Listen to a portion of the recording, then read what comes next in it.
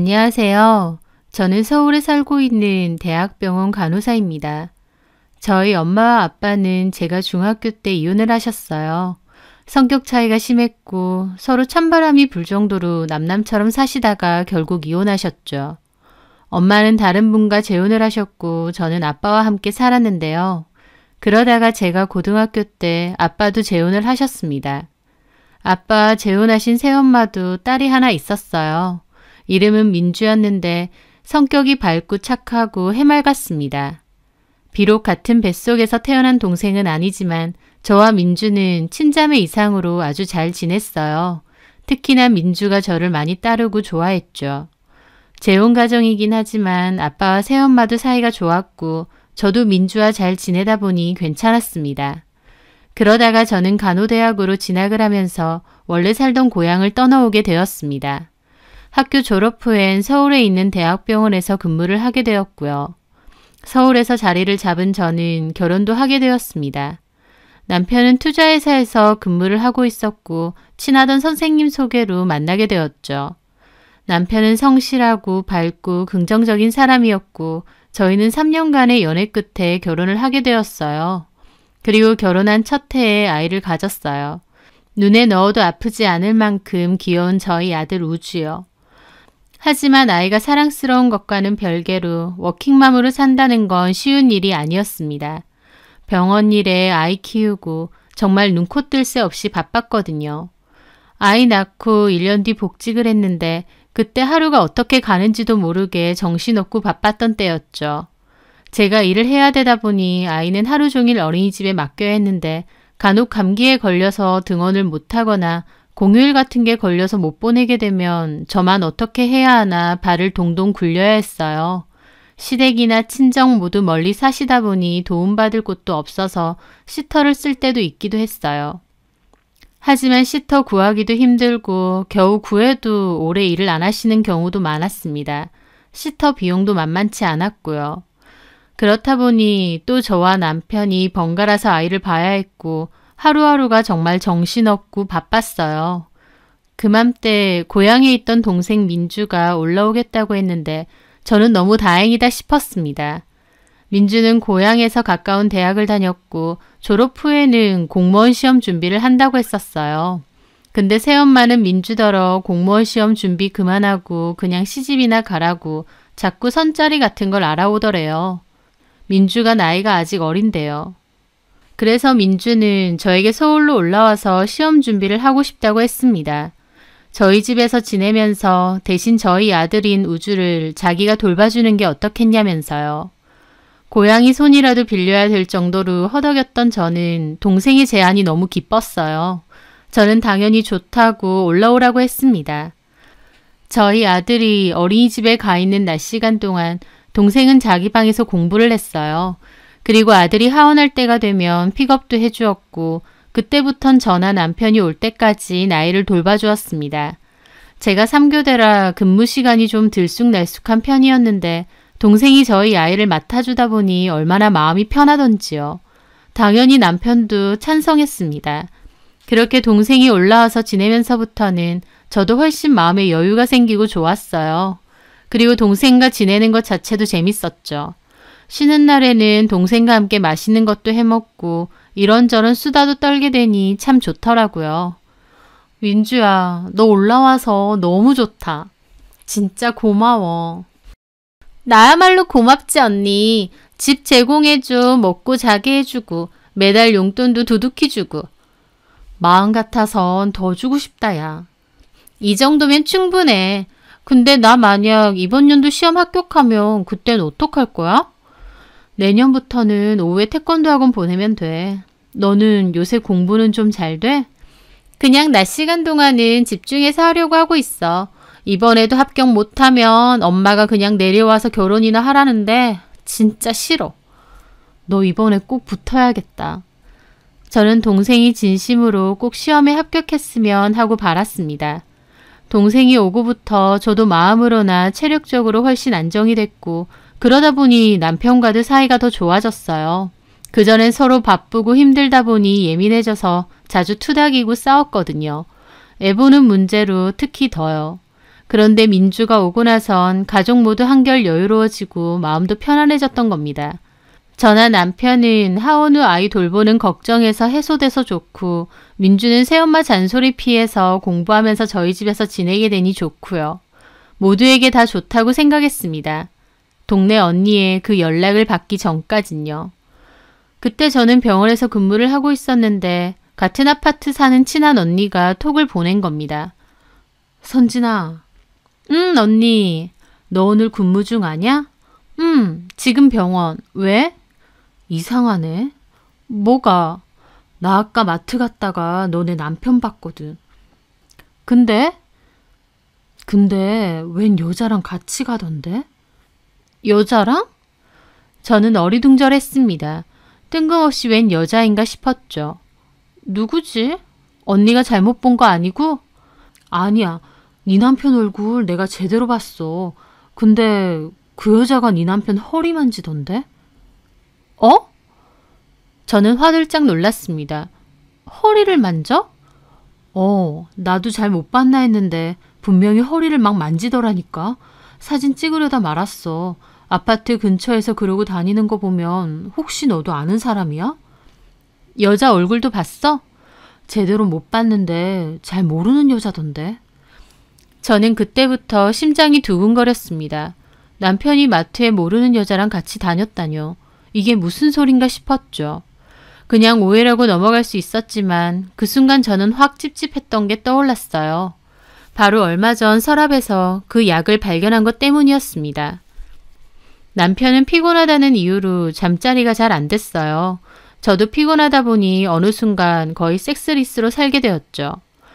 그런데 한번 뭔가를 찾다가 서랍 제일 아래 칸에서 발기부전 치료제를 찾게 된 겁니다. 그걸 발견했을 당시에는 오히려 가볍게 넘어갔어요. 남편도 따로 고민이 많아서 나 몰래 진료를 받아본 건가 했거든요. 제가 아는 척하면 남편이 무안해할까봐 도리어 모른 척했죠. 근데 언니 얘기를 듣고 그 약이 다시 떠오른 겁니다. 저는 그날 근무를 끝내고 집으로 가서 그 약을 조심스럽게 꺼내봤어요. 그런데 약은 반 이상을 먹었더라고요. 그걸 보는 순간 이 남자 바람 피는구나 라는 것을 알게 되었습니다. 저랑은 거의 잠자리도 가지지 않는데 발기부전 치료제를 반 이상 먹을 일이 뭐가 있나요? 남편에게서 분명 뭐가 있다고 생각했고 그때부턴 불안함과 초조함 때문에 잠이 안 오더라고요. 남편이 저를 배신하고 바람을 피고 있을 수도 있다 싶으니까요. 도대체 누굴까? 회사 사람? 아니면 이상한 어플 같은 걸로 만난 걸까? 머리가 몹시 복잡했습니다. 그러다가 고민 끝에 남편의 폰에 위치 추적 어플을 깔았습니다. 남편이 혹시 저 몰래 누군가를 만나고 다닌다면 어플에 남편의 위치가 나올 테니까요. 하지만 어플을 깔고 2주 가까이 지나도록 별다른 게 없었어요. 위치를 틈틈이 확인해봐도 남편은 회사랑 집, 헬스장과 마트 정도만 다니고 있었거든요. 만약 바람을 피는 거라면 최소한 밥이라도 먹으러 가거나 어디 데이트라도 갈 법도 한데 전혀 그런 게 없었습니다. 그걸 보는데 내가 괜한 오해를 한 건가 싶었죠. 오해라고 생각하니 또 미안하면서도 진짜 오해가 맞을까 기분이 착잡하더라고요. 그래서 하루는 아이도 자고 남편도 자길래 조용히 혼자 나와 주방에서 술을 좀 마셨습니다. 언니 얘기만 듣고 내가 너무 예민해져 있는 건가 생각하면서요. 그런데 동생이 저 때문에 잠이 깬 건지 방에서 나오더라고요. 언니 안 자고 뭐해? 무슨 일 있어? 아니야, 그냥 잠이 안 와서. 동생은 같이 마시자며 잔 하나를 들고 앉더라고요. 그러면서 동생과 두런두런 얘기를 주고받았어요. 동생은 시험 준비하는 게 힘들고 막막하다. 주변 친구들은 회사 생활하거나 밥벌이 하는데 나는 아직도 그게 아니라서 한 번씩 우울하다는 하소연을 했습니다. 마냥 밝고 활발해 보였는데 동생도 많이 힘든가 보다 싶어서 안쓰럽더라고요. 그렇게 동생 얘기를 한참이나 들어줬는데 이번엔 동생이 저는 무슨 일이냐고 물었어요. 혹시 병원에 무슨 일이 있느냐고요. 저는 고민하다가 결국 술도 취했겠다 싶어 말했습니다. 실은 너네 형부가 바람을 피는 건가 싶다고. 그래서 몰래 위치 추적 어플도 깔았다고요. 제 말에 동생은 어이없어 하더라고요. 언니 너무 심했다. 형부가 그럴 사람이야? 그럴 사람 아닌 사람 따로 있니? 아휴, 참, 별 생각을 다 한다. 언니 근무 늦으면 내가 집에 있잖아. 형부 그런 거 없어. 제 시간에 꼬박꼬박 집에 오셔. 집에 오고 나면 나는 들어가서 공부하라고 하고. 그때부터 우주 보고 우주 씻기고 책 읽어주고 놀아주고 형부도 피곤할 텐데도 얼마나 열심인데. 아휴, 듣는 내가 다 섭섭하네. 동생 말을 들으니 그런가 싶고 저도 남편을 의심했던 게 너무 미안하더라고요. 그렇니? 그래, 내가 한 번씩 우주 내가 보겠다고 해도 시험도 얼마 안 남았는데 들어가서 책 한 자라도 더 보라 그러셔. 형부 피곤해서 눈밑이 시커멓더라. 일하지, 집에 와서 내보지. 근데 언니가 그런 오해한다는 거 알아봐. 얼마나 서운할 거야. 네 말 들으니까 내가 쓸데없는 의심을 한 것 같다. 그래, 그러지 마. 형부 같은 사람 없어. 동생 말을 듣고 나니 오히려 머리가 명쾌해지더라고요. 회사 다니고 집에서 내보느라 바쁘고 정신없는 사람을 오해했구나 싶어서 어찌나 미안하던지요. 저는 그 후로는 더 이상 남편의 위치를 보지 않았습니다. 오해가 풀렸으니 볼 이유가 없다고 생각했죠. 그런데 며칠 정도 지났을 무렵 퇴근하고 집에 왔는데 남편이 화가 단단히 나 있는 채로 저를 기다리고 있더군요. 당신 내 폰에 이런 거 깔았니? 남편은 제가 깔아두었던 위치 추적 어플을 보여주었습니다. 잘 안 쓰는 폴더 안에 슬쩍 감춰두었고 평소 폰을 많이 보는 사람은 아닌지라 모를 줄 알았는데 딱 들킨 거였죠. 저는 바로 미안하다고 했는데도 남편은 몹시 화가 났습니다.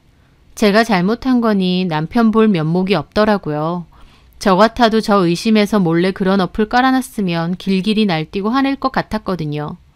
저는 눈앞에서 어플 삭제하고 진짜 미안하다고 몇 번이나 그랬지만 남편은 너무한다면서 제 사과도 안 받아주고 말도 안 섞더라고요. 더 이상 어플 안 보기로 결심했을 때 지워버릴 걸 괜히 놔뒀다가 들켰네 싶어서 후회했지만 이미 들킨 건 어쩔 수 없었습니다. 남편은 이거 이혼 사유라고 하면서 두고두고 불쾌해하더라고요. 저는 다시는 그렇게 안 하겠다고 진심으로 몇 번이나 사과를 했어요. 그럼에도 남편은 여전히 찬바람이 쌩쌩 불었고 저는 죄인 같은 기분으로 아무 말 못하고 남편의 기분이 풀리기만 기다렸죠. 그러던 와중 그 일이 일어났습니다. 그날은 나이트 근무를 하고 오전에 집으로 오게 되었어요. 텅 빈 집에서 너무 피곤한 기분으로 침대에 누워 이불을 덮었죠. 바로 잠들 것처럼 피곤했거든요. 그런데 이불을 덮고 있는 발끝에서 뭔가 느껴지는 겁니다. 이게 뭐지 생각하면서 자리에서 일어나 이불 안에 손을 넣고 만져지는 걸 집어들었죠. 그런데 그건 통째로 빠진 발톱 페디큐어 조각이었습니다. 황당하더라고요. 저는 직업 특성상 손톱 네일아트도 안 하고 발톱에도 따로 페디큐어를 하지 않아요. 그런데 제 침대에서 엄지발톱 크기로 떨어져 나간 페디큐어 조각이 있었던 거죠. 도대체 이게 왜? 어이없어서 그걸 한참 보는데 누구 건지 알겠더군요. 그건 제 동생 거였어요. 동생은 오랜 시험 준비 때문에 심신이 지친다며 기분 전환 삼아 손발톱 네일아트를 받거나 속눈썹 붙이는 걸 즐겨 했습니다. 그 페디큐어 조각도 동생이 얼마 전에 하고 왔던 그 디자인이었어요. 색깔이 워낙 쨍하고 예쁘길래 동생에게 잘 어울린다고 생각했거든요. 참 이상하더라고요. 평소에 동생은 저희 안방에 절대 안 들어오거든요. 아이와도 거실에서만 생활하고요. 저희 방 들어올 땐 꼭 노크를 할 정도로 같은 집 살아도 조심하는 편이었어요. 그런데 제 침대에서 그것도 이불 안에서 이 페디큐어 조각이 발견됐다뇨. 그냥 넘겨보려고 해도 너무 이상하더라고요. 저는 그 조각을 버리지 않고 일단 화장대 위에 올려두었습니다. 그냥 무시하고 자려고 해도 너무 찝찝하고 이상해서 도저히 잠이 오지 않더라고요. 마음속에선 혹시 하는 생각이 자꾸만 떠올랐죠. 그렇게 찝찝한 기분을 가진 채 며칠이 지났을 때였습니다.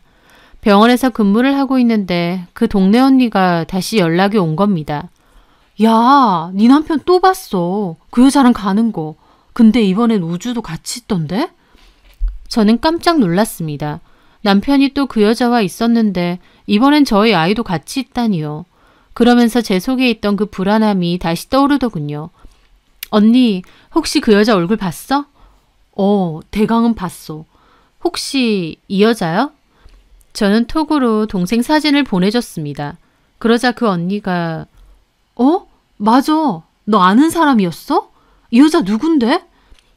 내 동생. 동생? 동생인데 형부 허리를 잡고 간다고? 동생 어디 미국에서 왔니?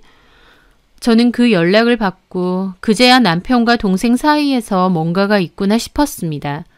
그리고 가만 생각해보니 남편이 위치 추적 어플의 존재를 알게 된 것도 제가 동생과 술 먹으면서 위치 추적 어플 얘기를 하고 나서였다는 것을 깨닫게 되었어요.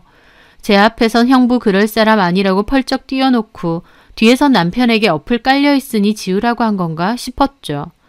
하지만 한편으론 말도 안 된다고 생각했습니다. 차라리 모르는 여자랑 바람이 난 게 낫죠. 어떻게 제 동생과, 그것도 한 집에 사는 동생과 그럴 수가 있나요? 만에 하나 두 사람이 정말 그렇고 그런 사이라면 나는 그것도 모르고 동생을 집에서 지내게 하고 동생에게는 우리 아들 봐줘서 고맙다고 했다는 건데 생각할수록 기가 막혔습니다. 아니라고 믿고 싶었어요. 하지만 상황이 이렇게 된 이상 분명히 확인은 해야 했습니다. 저는 그날 바로 소형 카메라 하나를 주문했습니다. 그리고 저희 집 안방에 몰래 설치를 해두었죠. 일을 마치고 오면 몰래 카메라를 빼서 내용을 재생해 보았습니다. 며칠 동안은 의심스러울 만한 게 없었어요. 하지만 며칠 후 결국 그 장면이 찍힌 겁니다. 그게 찍힌 날은 제가 나이트 근무여서 밤에 자리를 비운 날이었어요. 밤 늦은 시간이었는데 남편과 동생이 저희 방으로 살금살금 들어오더라고요. 아마 옆방에 있는 저희 아들을 의식하는 행동이었던 것 같은데 자기들끼린 뭐가 좋은지 손에 입을 대고 키득거리더군요. 평소 제가 있을 땐 동생도 그렇고 남편도 그렇고 조심스러워 보였어요. 말도 잘 안 섞었고요. 근데 이렇게 보니 두 사람은 정말 가깝더라고요. 저보다 더 가까워 보일 정도로요. 그 두 인간들은 침대에 걸터앉아 뭔가 한참 이런저런 대화를 했습니다. 저는 숨도 못 쉬고 그걸 지켜보고 있었죠. 그러더니 갑자기 서로 옷을 벗고는 익숙한 듯 제 침대 위로 올라가는 겁니다. 그걸 두 눈으로 보는데 얼마나 충격이고 경악이던지 눈앞이 컴컴해지는 게 뭔 줄 알겠더라고요. 다른 사람도 아니고 동생이란 남편이 놀아났다뇨. 아무리 한 뱃속에서 나온 동생은 아니라지만 이건 정말 상상도 못 해본 일이었습니다. 이 구역질 나는 짓거리에 저는 정신이 아득해졌어요. 결국 화면을 꺼버렸죠. 심장이 튀어나올 만큼 뛰고 손발이 주체가 안 될 정도로 떨리더군요. 더 생각하고 말 것도 없었어요. 더 생각하고 말고 할 것도 없었어요. 저는 부들부들 떨며 동생 방으로 건너갔습니다. 동생은 아무것도 모른 채 쿨쿨 잘만 자고 있더군요.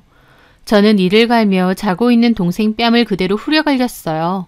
자던 동생은 놀라서 깨더라고요. 언니 무슨 짓이야? 언니? 너는 내가 언니라고 생각돼서 이딴 짓을 벌이니? 뭔 소리야? 뭔 소리? 야, 너 우주 안 깨게 조용히 따라와. 저는 그렇게 동생을 잡아 끌고 제 방으로 들어갔어요. 남편 역시 세상 모르게 쿨쿨 자고 있는 겁니다. 저는 남편 싸대기도 그대로 날렸어요. 자다가 뺨 맞은 남편도 무슨 짓이냐고 길길이 날뛰는데 뒤에 서 있던 동생은 그제야 제가 왜 이러는지 눈치챘는지 아무 말 못하고 고개만 숙이고 있더라고요. 남편은 왜 자는 사람을 때리냐고 날뛰는데 저는 카메라 던져줬습니다. 이게 뭐야? 내가 안방에 설치해둔 거. 너네 짓거리 다 찍혔어. 그 말에 남편도 얼굴이 새하얗게 질리더군요. 니네가 사람이니? 이 짐승만도 못한 것들아? 이걸 언제... 안 들킬 줄 알았어. 바람 피는 것들은 머리도 나쁘다더니 내 집에서 그러고 있는데 내가 모를 줄 알았어? 여보... 저는 남편 머리통을 있는 힘껏 휘갈겼습니다. 그렇게 때려도 분이 안 풀리더군요. 그래놓고 터진 입이라고 어떻게 자기를 의심하냐면서 도리어 난리를 쳐? 차라리 밖에서 외간 여자랑 바람 피는 게 낫지. 이게 할 짓이니? 네 새끼 자고 있는 방 옆에서 이러고 싶디? 이 쓰레기야? 알겠는데 말로 하지 때리지는 마. 죽이지 않는 걸 고맙게 생각해. 식칼 들고 올까 하다가 간신히 참는 거니까. 저는 그리고 옆에 서 있던 동생, 아니 그녀 머리통도 그대로 휘갈겼습니다. 동생은 바닥으로 나가 떨어지더라고요. 내 앞에선 형부 그런 사람 아니라고 옹호하더니 뒤에선 위치 추적 어플 알려주고 내 침대에서 뒹굴고 뭐 이런 쓰레기 같은 년이 다 있어. 네가 그러고도 내 동생이야? 네가 날 언니라고 생각은 해?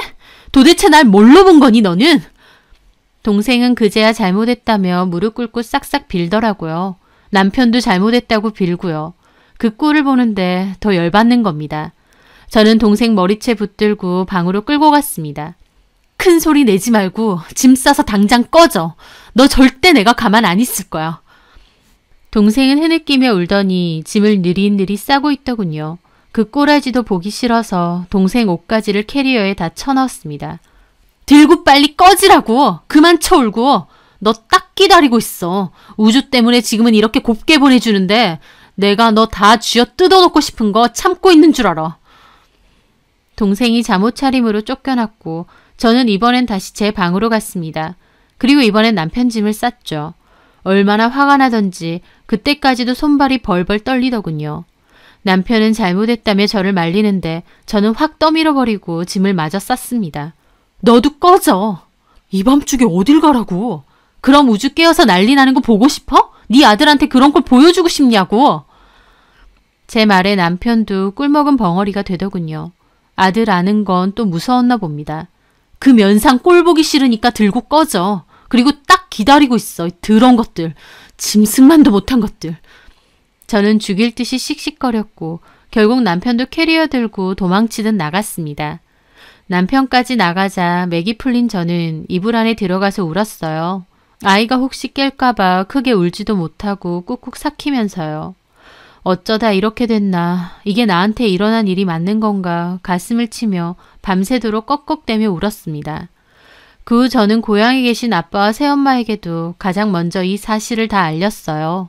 동생은 저한테 쫓겨나고 바로 고향집으로 내려간 모양인데 제가 곧장 아빠에게 다 얘기했죠. 제 얘기를 들은 아빠도 기함하면서 동생 가만 안 둔다고 하는 걸 새엄마가 겨우 뜯어 말렸다고 했습니다. 그 과정에서 아빠와 새엄마도 심하게 다투셨다고 했고요. 저는 아빠에게 그 기집애 상간소송 진행할 거라고 했어요. 그걸 들었는지 새엄마 전화와서 그래도 동생인데 한 번만 봐달라며 재고 시험도 칠 거고 아직 나이도 어린데 그런 소송을 걸면 어떻게 하느냐는 겁니다. 아무리 제가 친자식이 아니라지만 참 너무하더라고요. 새엄마, 그러시는 거 아니에요. 동생이라고 믿었던 새엄마 딸이 제 남편하고 놀아났다고요. 저는 그것도 모르고 우리 애 돌봐줘서 고맙다고 밥 주고 옷 사주고 용돈까지 줬어요. 새엄마 딸 인생만 중요한가요? 저는 새엄마 딸 때문에 인생이 통째로 망가졌는데요. 조금이라도 자식 위한다면 시험 걱정할 게 아니라 자식 사람부터 먼저 만드세요. 저는 그렇게 전화를 끊었습니다. 그리고 남편에게도 이혼소송과 상간소송 건다고 전했어요. 남편은 저희 병원까지 쫓아와서 잘못했다고 우주만 생각하라며 손이 발이 되게 빌더라고요. 너 변태니? 짐승이야? 와이프 동생이랑 그러고 싶디? 생각할수록 소름 끼쳐. 미안해. 그냥 단순한 호기심이었어. 이렇게까지 될 줄 몰랐어. 호기심 같은 소리 하네. 너나 이민주 그년이나 둘 다 돌았어. 제정신 아니야. 인간이길 포기했다고. 한 번만 봐줘. 다시는 안 그럴게. 이건 그렇게 넘어갈 일이 아니야. 다른 사람도 아니고 입에 올리기도 더러워. 끔찍하다 진짜. 저는 남편을 뿌리쳤습니다. 그리고 바로 시댁에도 이 사실을 알렸어요. 그런데 시댁에서는 처음엔 오히려 저를 더 나무라는 겁니다. 그러게 왜 친동생도 아닌데 한 집에서 같이 살게 하느냐면서요. 남녀가 그러고 오래 붙어 있으면 정분 안 나겠냐는 개소리와 함께요. 참 기가 막히더라고요. 친동생 아닌 동생이랑 살면 그렇게 해도 된답니까? 자기 아들 유부남인 건 까먹었나 보죠? 결국 시댁 식구들은 정말 남이구나 다시 한번 깨달았죠. 저는 다 필요 없고 이혼소송, 상간소송 다 진행할 거라고 못 박아두었습니다. 증거 확실하니 소송 결과는 불보듯 뻔하고 양육권, 친권도 다 제가 가질 거라고 했고요. 시부모님도 처음엔 오히려 뻔뻔하게 제 탓하더니 나중에는 미안하다고 한 번만 봐주라면서 애 생각은 안 하냐고 붙잡더군요. 애 생각한다는 사람이 애 있는 집에서 그런답니까? 생각할수록 시댁 식구들까지 몽땅 상종도 못할 인간들이다 싶었어요. 저희 아빠는 그 일로 새엄마와 사이가 크게 틀어져서 결국 별거하기로 하셨어요. 저희 집에서 쫓겨나서 동생녀는 새엄마랑 둘이서 살게 됐다고 하고요. 그리고 저는 상간소송도 그대로 진행하기로 했습니다. 번갈아서 저한테 전화 오고 문자로 자꾸 잘못했다고 하는데 듣기 싫어 다 차단해버렸습니다. 남편과는 이혼소송, 상간소송 진행하기로 했는데 증거가 워낙 확실하다 보니 남편도 처음에는 변호사 구하고 대응을 하려다가 나중에는 포기하더라고요. 합의 보자고 여러 번 매달렸지만 그러고 싶지 않다고 해서 결국 최종 판결문까지 받아냈습니다. 그 소송 기간이 제가 살면서 가장 힘들었던 때였어요. 직장 생활하면서 또 아이 돌보면서 틈틈이 변호사 사무실 다니면서 소송 진행 관련 상담하고 살도 엄청 빠지고 스트레스를 너무 받아서 대상포진도 한번 왔었죠. 가끔은 그것들이 잘못했는데 왜 내가 이런 개고생을 하고 마음고생을 해야 하나, 왜 내가 이렇게 아파야 하나 눈물이 쉴 새 없이 흐를 때도 많았습니다.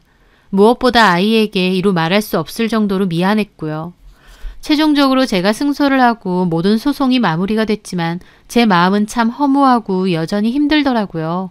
결국 나에게 남은 것은 뭔가 싶었으니까요. 남편과 이혼하고 동생 잃어버리고 배신당하고 생각할수록 정말 지치고 비참했죠.